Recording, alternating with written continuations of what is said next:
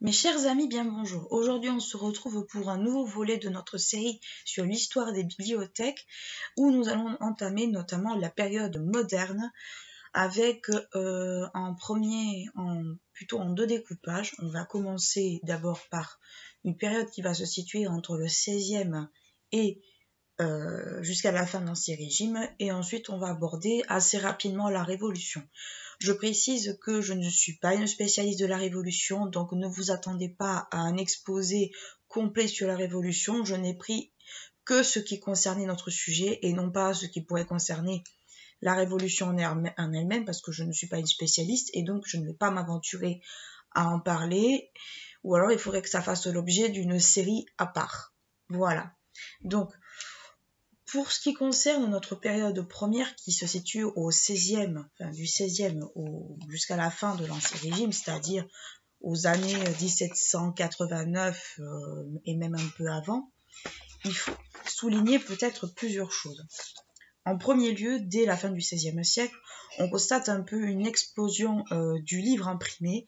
Alors, ce qu'on entend par livre imprimé, c'est bien sûr les livres imprimés qui sont faits à partir du début du XVIe siècle, c'est-à-dire en l'an 1500. Je rappelle que l'imprimerie a été mise au point en toute fin du Moyen-Âge et que les livres imprimés ont commencé à être créés à partir de ce moment-là. Cette explosion du livre imprimé s'explique peut-être par deux points. En premier lieu, la multiplication des titres, donc ça veut dire la multiplication de livres classiques, de livres extrêmement lus, extrêmement connus, et du nombre d'exemplaires. On va produire un certain nombre d'exemplaires qui vont être un peu dispatchés un peu dans toutes les cours, un peu dans toutes les cours, chez certaines grandes familles et peut-être même chez certains bourgeois. On va retrouver un certain nombre d'exemplaires de livres dans ces sphères-là. L'imprimé dans les bibliothèques, peut-être plus particulièrement dans les bibliothèques monastiques et universitaires, on va avoir un peu de mal à s'implanter parce que ces derniers plutôt possèdent des ateliers de copistes. Du coup, l'imprimé va avoir un peu de mal à s'intégrer, il va s'intégrer assez tardivement. Mais malheureusement, même si ces établissements ne souhaitent pas intégrer dans leur bibliothèque des ouvrages qui ne sont pas des ouvrages qu'ils ont eux-mêmes copiés, c'est-à-dire des ouvrages qui sont un peu de la concurrence, ils vont devoir quand même s'y faire. Donc, l'imprimé dans les bibliothèques de façon générale va s'implanter plutôt dans les années 1520, de façon pas définitive, mais de façon, on va dire, beaucoup plus marquée. Durant les trois siècles qui vont composer la période moderne, c'est-à-dire le XVIe, le XVIIe et le XVIIIe, on va voir se constituer progressivement des très grandes bibliothèques. Alors les bibliothèques princières en premier lieu, mais ça peut être aussi des bibliothèques d'hommes politiques. On va parler un peu de Mazarin et de Richelieu un peu plus tard. Et pour les princiers, on peut citer celle de Louis XIV et même de celles d'avant. Donc les bibliothèques vont commencer à prendre de plus en plus d'importance, vont de plus en plus grossir à partir de cette époque-là. On va voir aussi des évolutions au niveau de l'architecture. On va voir un petit peu des choses, on va dire, qui vont évoluer et qui vont faire que les bibliothèques vont être beaucoup plus visibles et beaucoup mieux organisées ergonomiquement parlant. Cette influence, on va dire, cette explosion en fait des bibliothèques, et c'est surtout la constitution des grandes bibliothèques, va aussi s'expliquer en partie par l'évolution des idées. On va voir tout à l'heure l'influence de la réforme, la contre-réforme, mais aussi de l'humanisme pour le XVIe siècle, et même après, au niveau des siècles des Lumières au XVIIIe. Cette évolution des idées va permettre une ouverture plus large à un public un peu plus important, mais aussi va toucher beaucoup plus de monde parce qu'on va se concentrer sur l'humain, sur le scientifique, sur des thèmes un peu comme la religion. Donc en fait, ça va toucher un nombre beaucoup plus important de personnes et du coup, ça va être beaucoup plus accessible. Vous avez aussi la progression de l'alphabétisation qui est aussi en partie liée à ça. Alors je précise que l'alphabétisation, ce qu'on attend par alphabétisation, c'est avant tout les gens qui savent lire et écrire, mais surtout qui savent écrire plus ou moins leur nom de famille et leur prénom. On part du principe que l'éducation reçue, une éducation correcte, constitue en partie notamment à savoir lire un peu, mais aussi à écrire le nom et le prénom parfaitement. En France, c'est beaucoup plus, selon moi, l'implantation du françois ou du français qui va contribuer à cette alphabétisation parce que c'est une langue que l'on connaît, c'est une langue que l'on entend. Alors certes, il va y avoir les patois locaux qui vont être toujours là, mais concrètement, c'est une langue que tout le monde connaît ou a entendu une fois dans sa vie. Et surtout, c'est une langue qui tend petit à petit à s'implanter. On peut citer l'édit de Villers-Cotterêts que François Ier a instauré dans les années, presque fin des années 1330, qui font que déjà le français devient une langue administrative. Donc déjà, si un souverain a conscience que il faut une langue commune à tout le monde pour que tout le monde puisse la comprendre, cela contribue notamment à une meilleure compréhension de la langue et surtout à une alphabétisation beaucoup plus progressive. Alors bien évidemment, l'alphabétisation ne se fait pas, on va dire, de façon égale partout. Les paysans ne vont pas savoir lire et écrire aussi facilement qu'un bourgeois ou un noble ou même un prince, mais toutefois cela va y contribuer. Ce grand nombre aussi d'exemplaires, le nombre d'exemplaires a été multiplié par 3 durant les années durant les siècles qui nous concernent, vont amener à des chiffres, notamment en 1780, à plus de 1000 titres imprimés. Donc ça peut paraître peu pour nous contemporains, mais pour l'époque c'est énorme. Ça veut dire qu'il y a 1000 titres connus, imprimés année par année, jour après jour, à cette époque-là. Donc ça veut dire qu'il y a 1000 titres qui font référence et 1000 titres connus pour l'époque.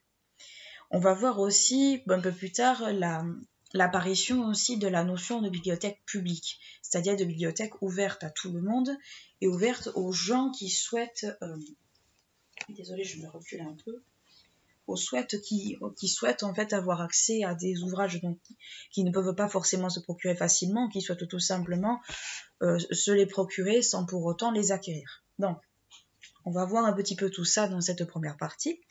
On va commencer tout d'abord par l'accroissement des bibliothèques. Alors, au XVIe siècle, l'accroissement des bibliothèques est dû à plusieurs facteurs.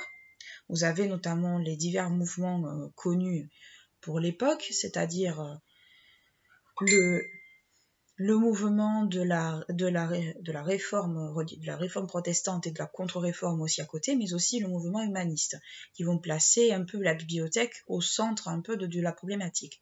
Alors, pour la réforme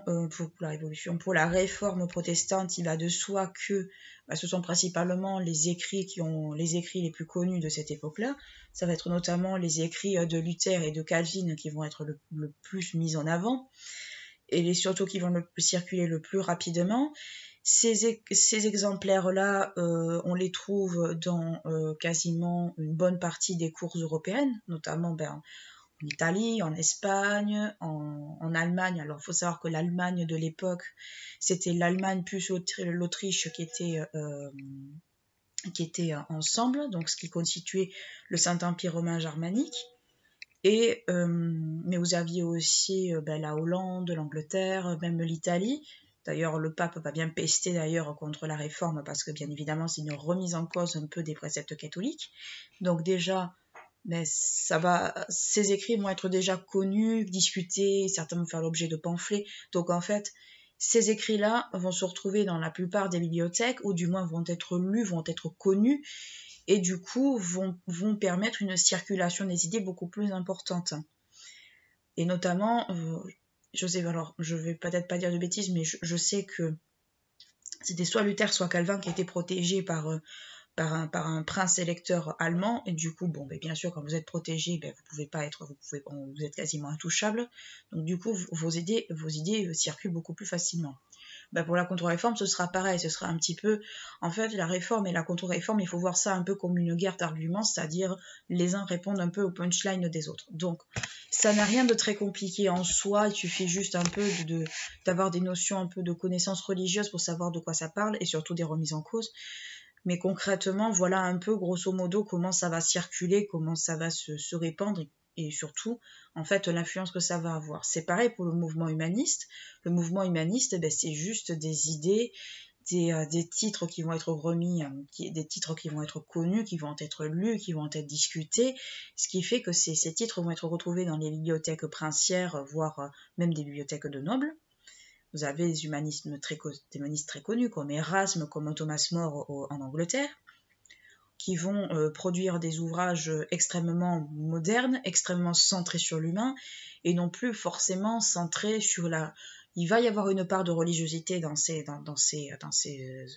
ouvrages. Je vous encourage fortement à lire Utopie de Thomas More pour comprendre un petit peu ces notions. Mais concrètement, ces ouvrages-là vont être connus, discutés, et du coup, les souverains vont les lire parce que ce sont ce sont les ouvrages du moment, et c'est surtout des ouvrages qui ont des idées, qui ont des points de vue relativement nouveaux et relativement modernes, entre guillemets, pour l'époque. Donc, tous ces trucs vont, en fait, toutes ces notions vont contribuer à favoriser l'essor des bibliothèques et aussi leur enrichissement. D'un point de vue beaucoup moins haut, si on se base par exemple sur les bibliothèques des religieux ou les bibliothèques des fonctionnaires judiciaires, surtout les gens de robe, on va retrouver également des bibliothèques beaucoup plus poussées, beaucoup plus garnies. Les jésuites eux-mêmes avaient développé des bibliothèques au sein de leur collège. Alors, le cas des jésuites est un peu particulier parce que les jésuites, c'est un peu du je t'aime moi non plus, c'est-à-dire qu'on va les tolérer, on va les apprécier pour les qualités qu'ils ont, mais on va toujours s'en méfier un peu parce que ils sont un peu trop érudits par rapport aux autres moines, par rapport aux autres congrégations, et du coup, ils ont toujours suscité une forme de méfiance. Mais ça, c'est un caractère un peu à part. On va retrouver des bibliothèques aussi, pour en finir avec le côté monastique, chez des ordres comme les bénédictins. Ce qui n'a rien de surprenant en soi, puisque c'était aussi des copistes, donc c'est ce qui est à peu près normal. Pour ce qui est des gens, par exemple, de robes, ça va être plus des grandes collections privées qu'on va retrouver. Alors, ces gens-là, en fait, que ce soit les monastères ou les gens de robe, vont avoir des bibliothèques qui vont être plus centrées sur des thématiques comme la théologie, le droit ou l'histoire. Ça va être beaucoup plus ces thèmes-là qu'on va retrouver dans leur bibliothèque que des thématiques sur la nature, des choses comme ça. Cette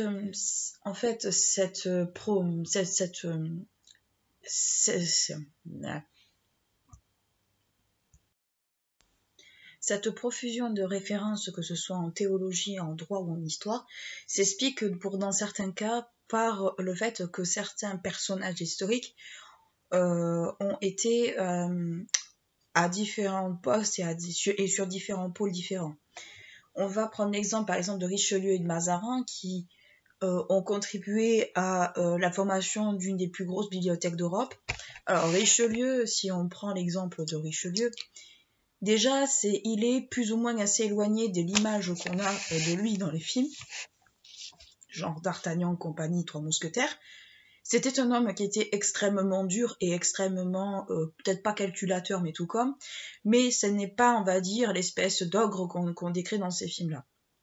C'était un homme à la base qui n'était pas fait pour être cardinal, c'est un homme qui était à la base un homme d'épée, mais un peu par la force des choses, il est devenu religieux.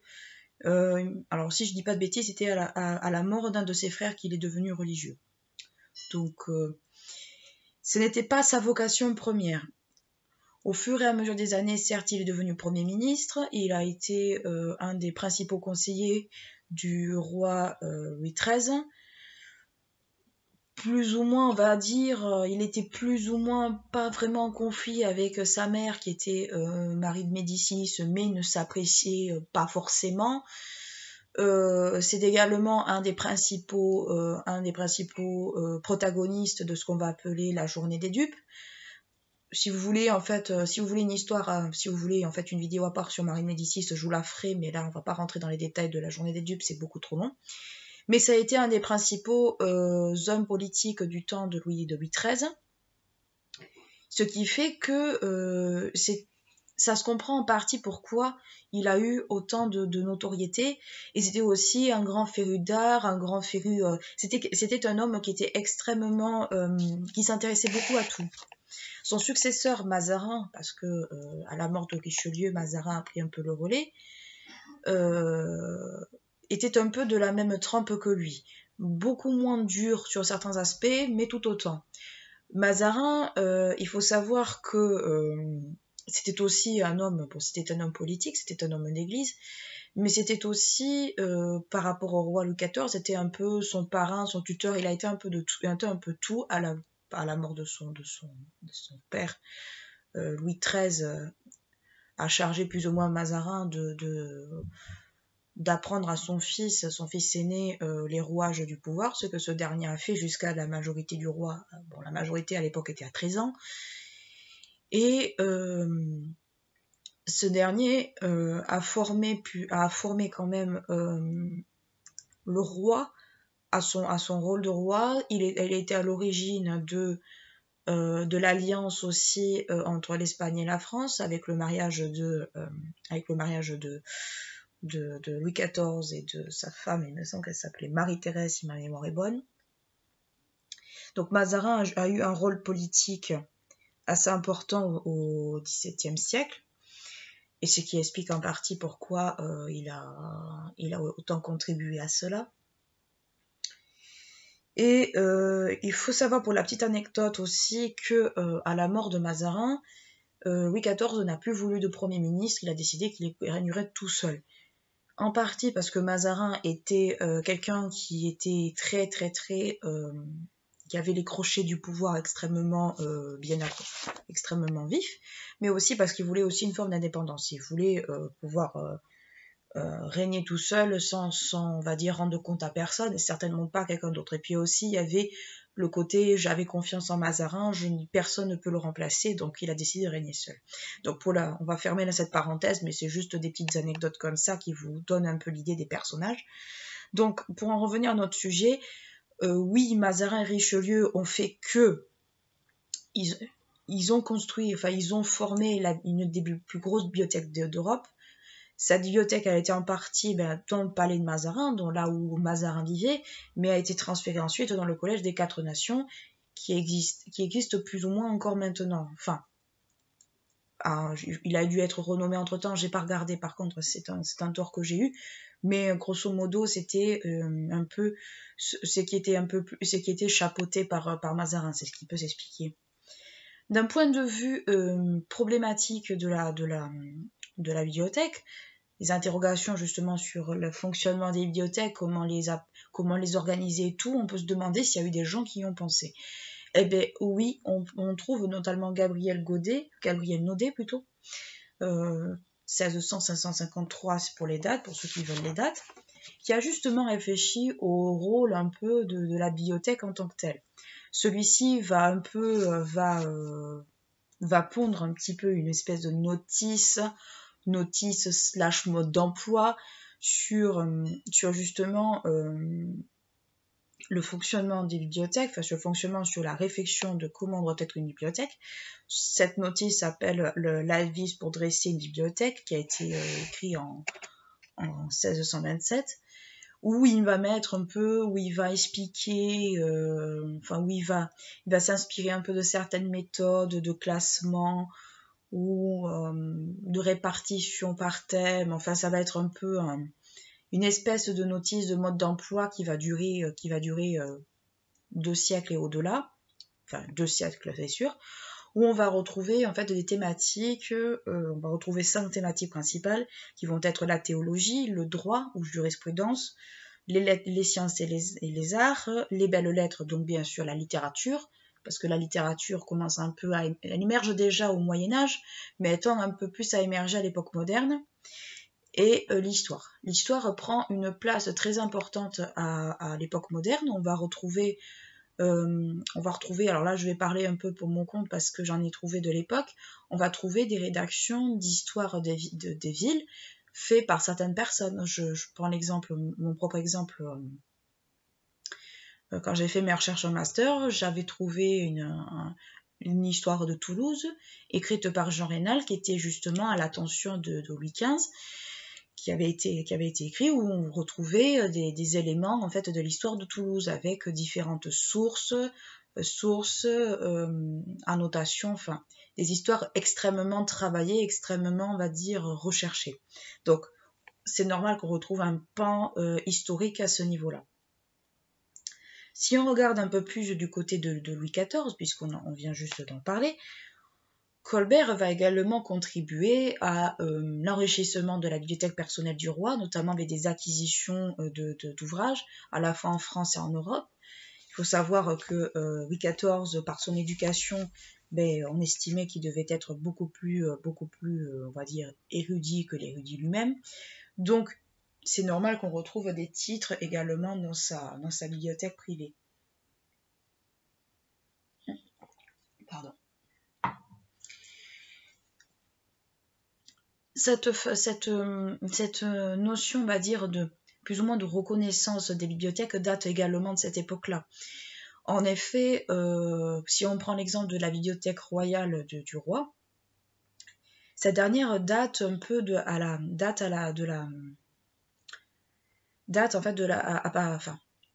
la mort plutôt de Louis XI. Alors Louis XI, c'est plutôt fin Moyen-Âge, dernières années du Moyen-Âge, mais concrètement, la bibliothèque royale dont a hérité Louis XIV, elle a été plus ou moins construite à partir de Louis XI et enrichie par ses successeurs, par les deux successeurs suivants, et conservée et enrichie plus ou moins telle qu'elle. Donc on retrouve un peu ce côté conservation, transmission qui a toujours été au centre des bibliothèques et donc dont on va progressivement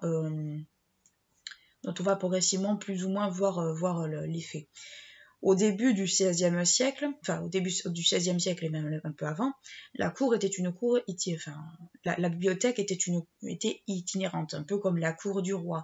Il faut savoir que le roi du XVIe siècle, pour notre période concernée jusqu'à l'établissement de la cour à Versailles, était une cour inhérente, c'est-à-dire qu'on se déplaçait de château en château, avec tous ses effets personnels, les meubles et compagnie. Et les bibliothèques de l'époque n'étaient pas des salles, n'étaient pas des grandes étagères comme on peut voir maintenant, c'était dans des coffres, dans des armoires. Donc en fait, c'était une bibliothèque mobile. Elle va s'installer à Blois et à Fontainebleau,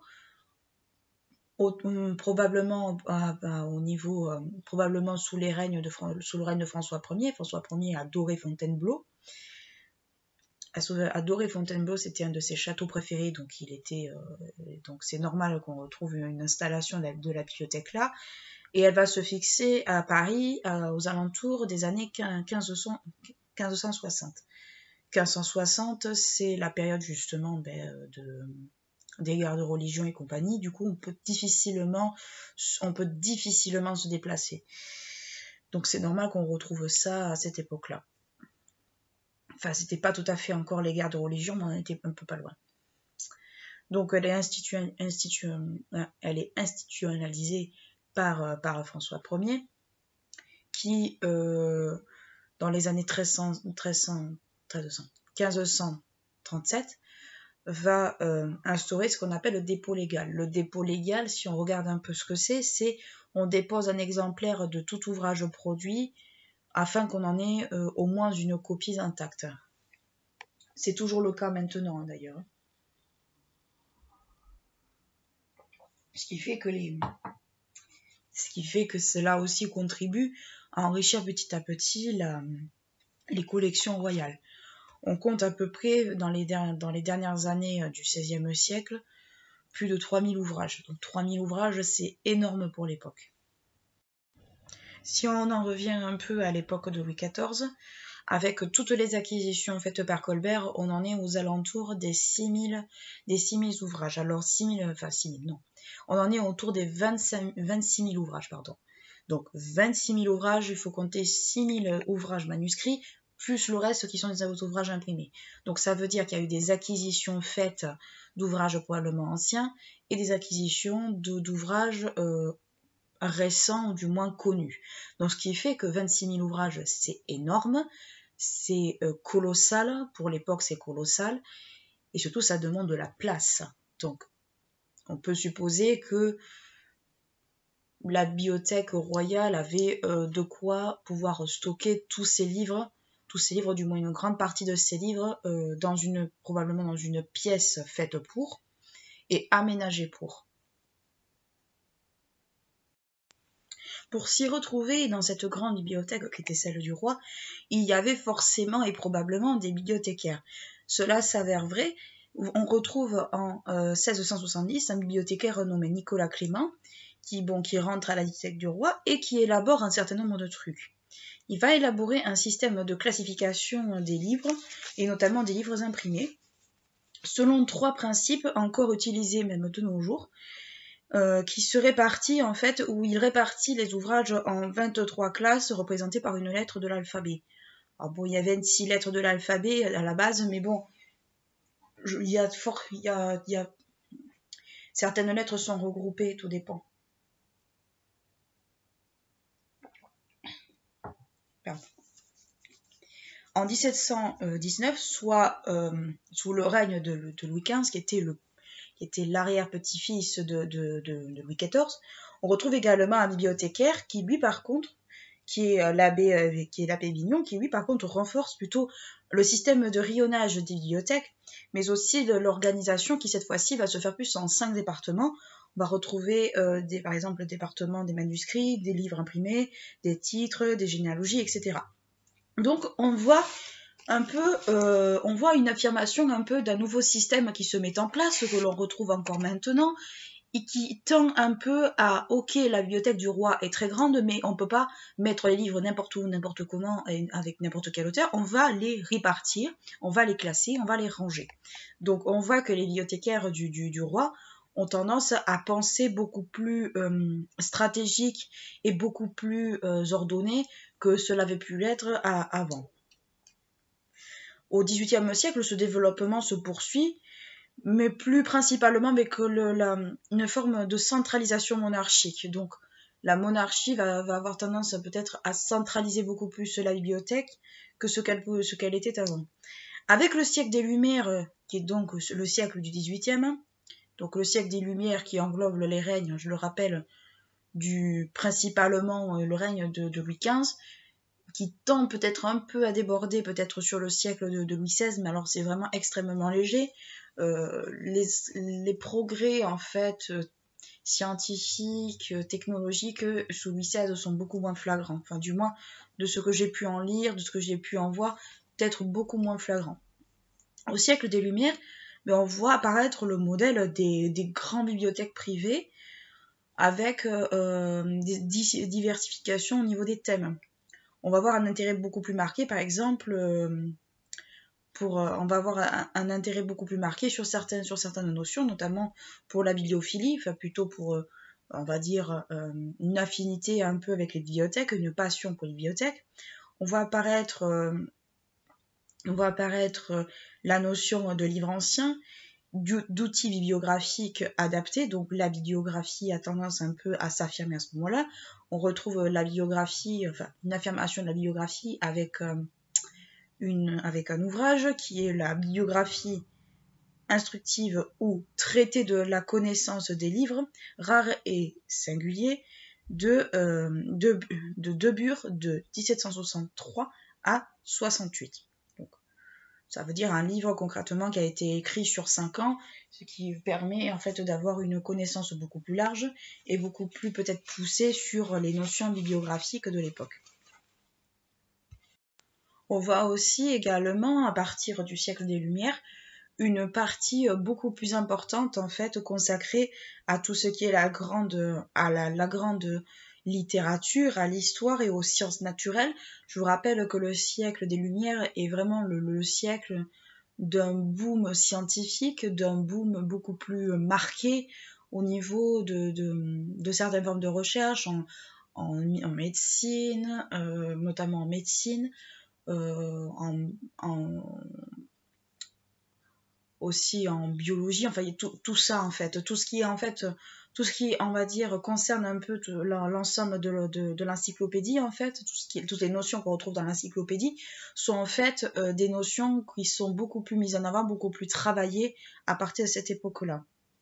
On va retrouver aussi des ouvrages philosophiques. La philosophie n'est plus, on va dire, le monopole de certains savants, ça devient beaucoup plus concentré à cette époque-là.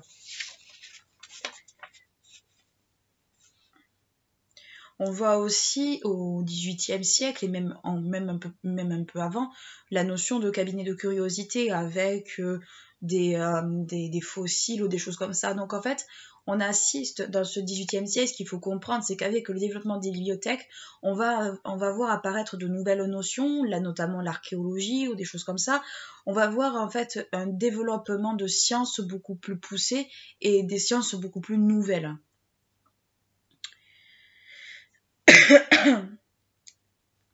Les bibliothèques d'ailleurs grossissent avec le siècle des Lumières, pouvant aller jusqu'à des dizaines de milliers d'ouvrages. Donc on voit que les recherches scientifiques de l'époque vont permettre aux bibliothèques de s'enrichir encore plus, notamment sur de nouvelles disciplines, et du coup on va avoir tendance un petit peu à s'intéresser davantage.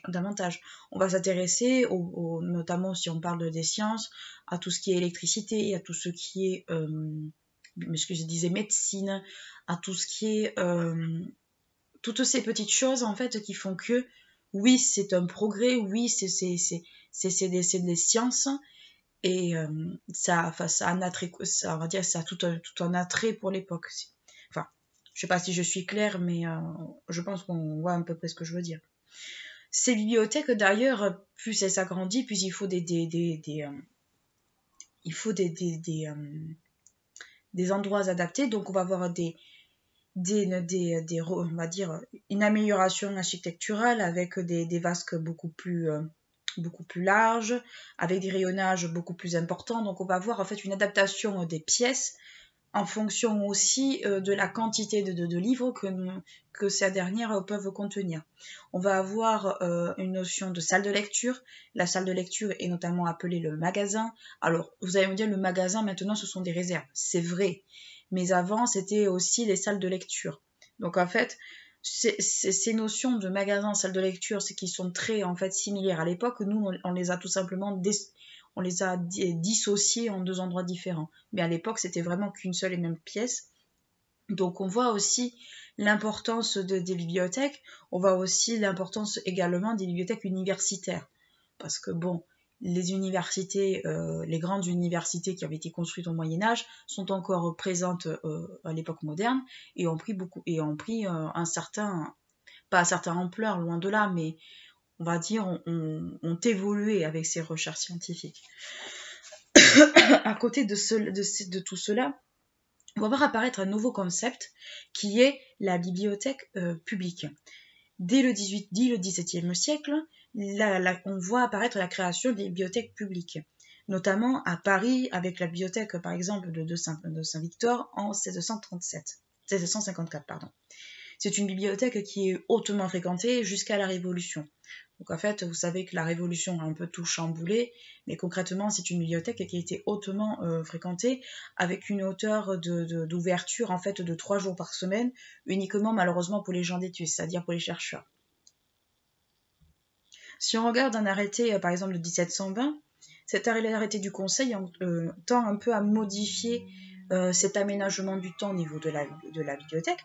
Je vous lis l'extrait qui est qu'outre les entrées accordées aux savants, c'est-à-dire aux chercheurs, aux savants, aux érudits, la bibliothèque entre guillemets royale, donc c'est la bibliothèque du roi, sera ouverte au public une fois par semaine, depuis 11h du matin jusqu'à 1h après-midi. Donc ça veut dire qu'elle est ouverte grosso modo aux alentours de 2 heures par semaine. Ce qui est relativement peu, mais malheureusement c'est les conditions d'époque. Certaines bibliothèques privées aussi tentent à s'ouvrir au public. Les bibliothèques privées, ce sont les bibliothèques ça peut être des bibliothèques de nobles, de bourgeois, qui tendent à s'ouvrir aux gens, qui tentent à s'ouvrir au public, pour la simple et bonne raison que c'est une façon aussi de partager le savoir avec ceux qui le veulent, et aussi quelque part aussi de se faire un peu de la pub. Si tel noble ouvre sa bibliothèque à telle personne, ben forcément, on va avoir moins tendance peut-être à parler sur lui, on va peut-être le voir plus comme un érudit, comme une personne de savoir, donc ça peut être aussi des intellectuels qui choisissent de le faire. Donc en fait, cette notion de bibliothèque publique, ça avant tout, c'est quelque chose qu'on accorde, c'est un endroit qu'on ouvre au public, de préférence et plus souvent à des gens qui ont du savoir, dans le but de le faire partager. Parce qu'on peut avoir des livres qui sont pas forcément trouvables partout, et donc on a envie d'en faire profiter les autres.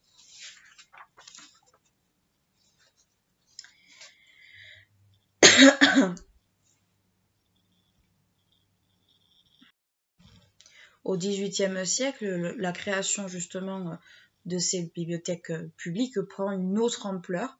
On voit l'action des académies de province qui poussent et qui favorisent également la création de bibliothèques publiques.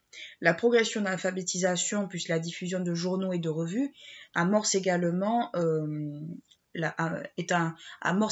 ce qu'on voit comme une bibliothèque moderne et publique. Donc en fait, ce qu'il faut comprendre, c'est que les bibliothèques publiques sont certes la volonté du pouvoir, mais ça peut être aussi la volonté de personnes particulières, de personnes bien précises, qui sont à destination principalement, avant tout, de savants, et petit à petit qui va aller vers un public beaucoup plus large. Les académies de province vont s'ouvrir aux savants, mais aussi à un public beaucoup plus large. La progression de l'alphabétisation, c'est ce que je disais au début, permet aussi aux gens d'avoir avoir facilement beaucoup plus accès à la lecture, notamment avec des livres publiés dans une langue que tout le peuple connaît, que les intellectuels connaissent, et qui permettent une meilleure compréhension des textes. Seulement, les bibliothèques, l'ouverture de ces bibliothèques, par exemple, est malheureusement limitée à 2 fois par semaine, donc 2 jours par semaine, et malheureusement également à un public extrêmement restreint, notamment des étudiants et des chercheurs. Donc, on veut ouvrir au public, on veut ouvrir un public plus large, mais on vise avant tout d'un public de chercheurs. Ce qui est un peu contradictoire avec la notion de bibliothèque publique, parce que public, ça veut dire que c'est normalement ouvert au public, donc ouvert à tout le monde. Mais il y a un côté restreignant qui est, ok, on veut les ouvrir pour tout le monde, on laisse nos bibliothèques privées en libre accès, mais seuls peuvent y avoir accédé une certaine catégorie de personnes.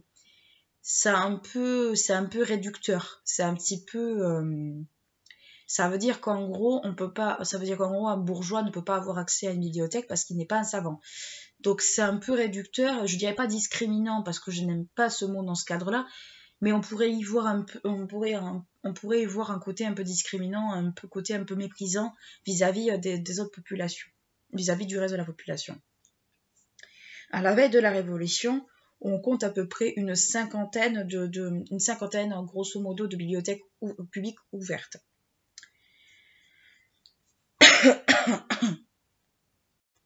Néanmoins, on assiste toutefois à la venue d'un public de plus en plus nombreux qui fréquente les cabinets de lecture aux horaires indiqués et qui cette fois-ci tente à se tourner vers des collections beaucoup plus tournées sur la fiction ou sur l'histoire. Donc en fait, ça montre un peu une tendance d'évolution aussi des goûts de lecture, des goûts au niveau de la lecture, des goûts au niveau de l'intérêt du public. Donc en fait, on passe d'un public plus centré, on passe de personnes beaucoup plus centrées sur les sciences, sur tout ce qui concerne l'avancée scientifique, à des sujets beaucoup plus légers comme des fictions ou de l'histoire, que ce soit l'histoire avec un grand H ou avec un petit H. Avec les journaux, forcément, on a aussi ce côté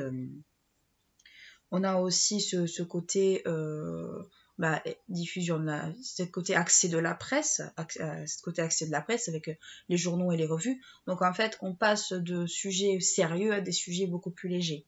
Et surtout, en fait, dans ces cabinets, c'est que en fait, tous ces ouvrages sont empruntables.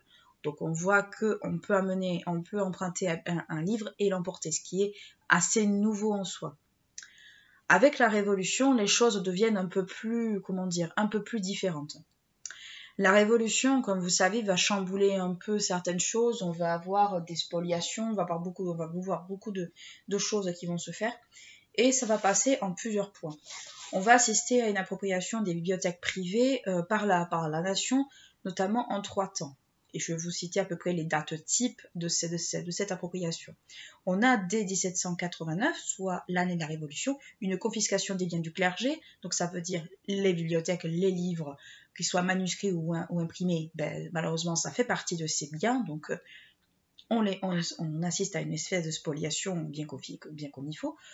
En 92, on va assister cette fois-ci à la confiscation des biens des émigrés, donc ça veut dire des personnes qui ne sont pas nées sur le territoire français. Enfin, je ne vous fais pas un topo de ce qui est un émigré, donc eux aussi vont avoir une forme de spoliation, et les livres en feront partie.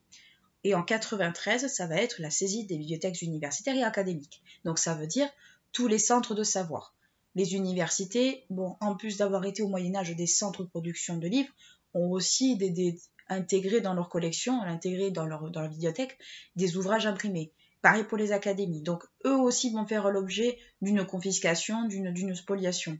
Donc, ce qu'il faut bien comprendre, c'est que à la Révolution, tous ces différents endroits, que ce soit les biens du clergé, les biens des immigrés et autres des immigrés, et aussi la noblesse en faisait partie, des spoliations, et des académies et des universités, vont en fait constituer, vont faire l'objet de saisie en fait. C'est ça qu'il faut comprendre.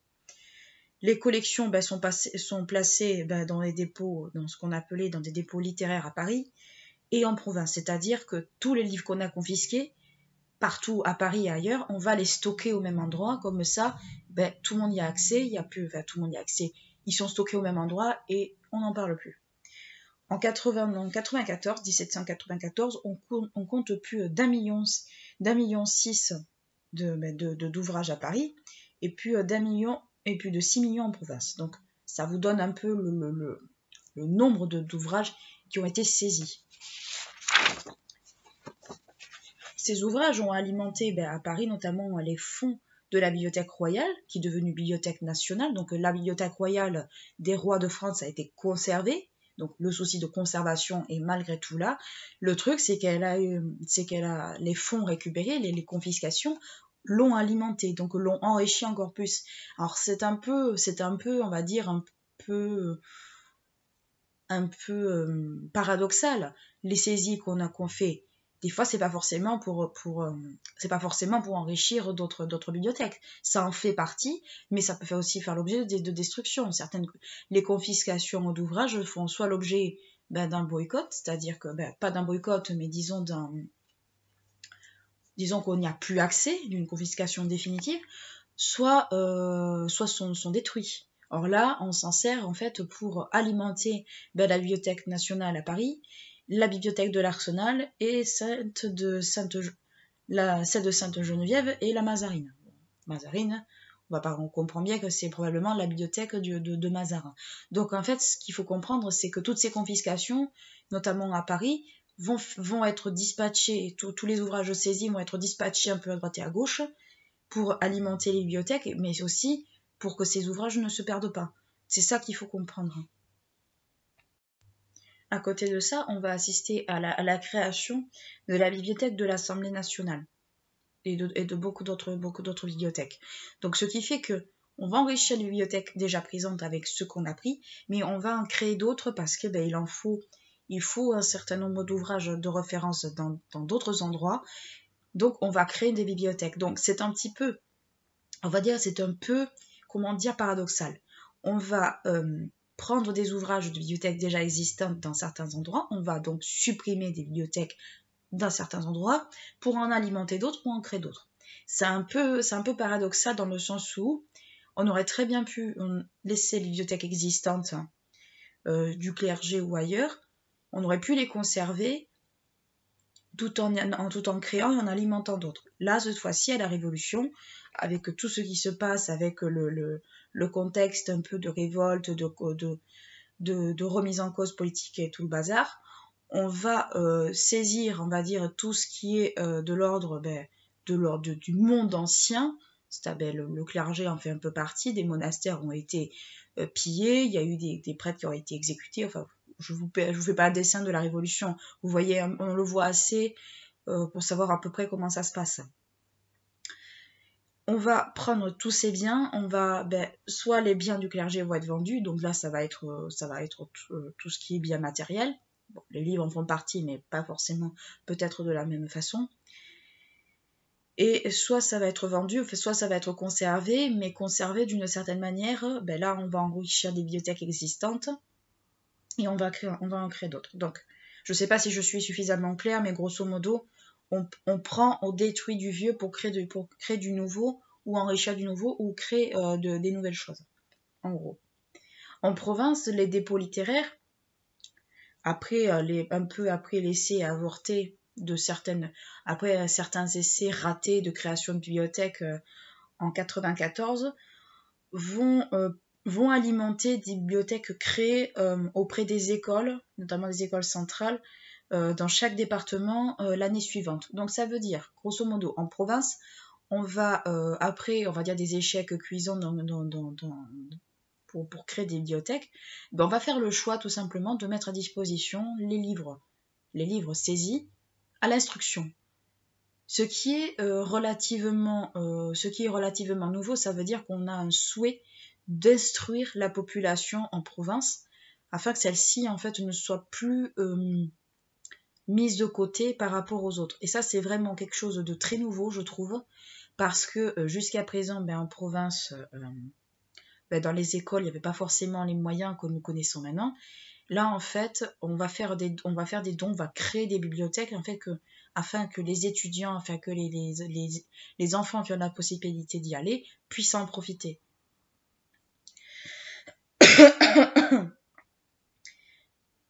En 1803, soit à peu près à la fin de la Révolution et avec l'arrivée de Napoléon au pouvoir, on va avoir un nouveau décret.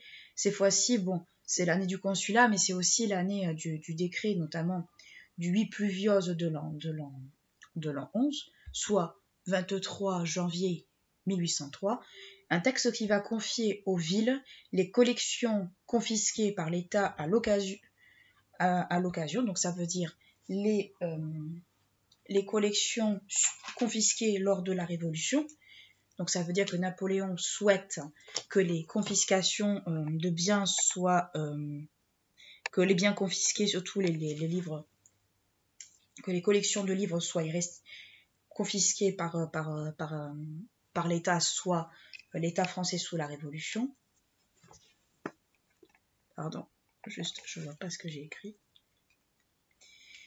Donc je disais qu'on confie aux villes les collections confisquées par l'État à l'occasion, qu'elles prennent les moyens pour les entretenir et assurer les frais d'un bibliothécaire. Donc, si on comprend bien, Napoléon souhaite par ce décret que les biens confisqués, soit les collections de livres confisquées, soient mises dans des bibliothèques, que cette dernière soit entretenue, c'est-à-dire qu'on mette à disposition des moyens pour l'entretenir, et qu'un bibliothécaire soit embauché pour s'en occuper. Donc ça veut dire, grosso modo, Napoléon veut, ok, il y a eu des confiscations pendant la Révolution, c'est pas ce qu'il fallait faire, donc ce que vous allez faire, c'est que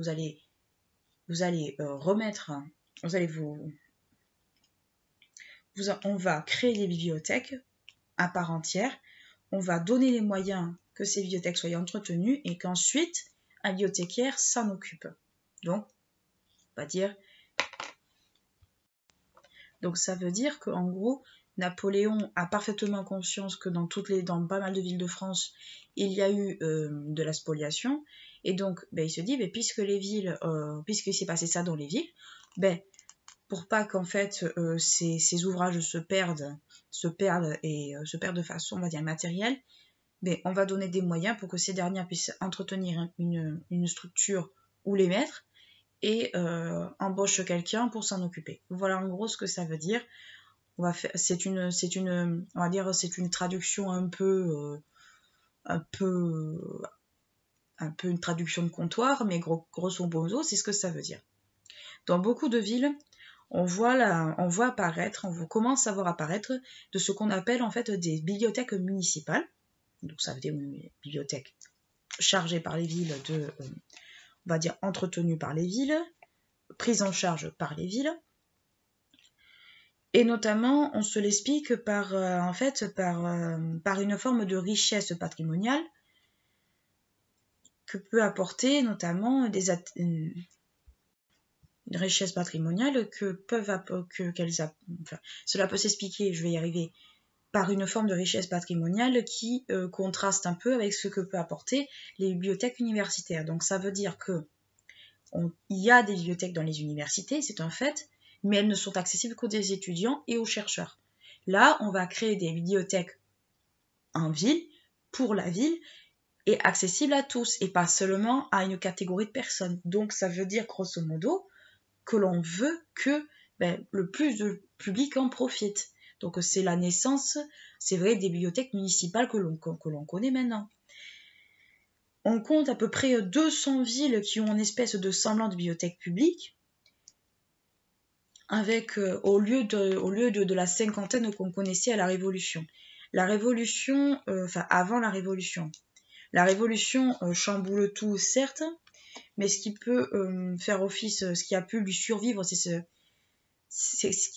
bibliothèques publiques ont survécu quand même à la Révolution, même si elles ont été un peu malmenées pendant cette période. Elles ont continué à survivre, voire elles se sont agrandies. Elles se sont agrandies notamment, comme je vous l'ai expliqué, par cette forme de confiscation des biens que les révolutionnaires ont pris à droite et à gauche. Ces confiscations ont fait que, puisque nous, on a les collections du monastère, des nobles, des universités, tout ça, ok, on va tout rassembler et on va dispatcher ça dans des endroits différents. On va mettre les moyens pour que ces bibliothèques soient entretenues et accessibles au plus grand public. Voilà à peu près ce qu'il faut comprendre. Donc, qu'est-ce que l'on peut dire qu'est-ce qu'on peut dire sur la période moderne à proprement parler? Déjà que c'est la période où le livre imprimé commence petit à petit, s'implante de façon claire et nette.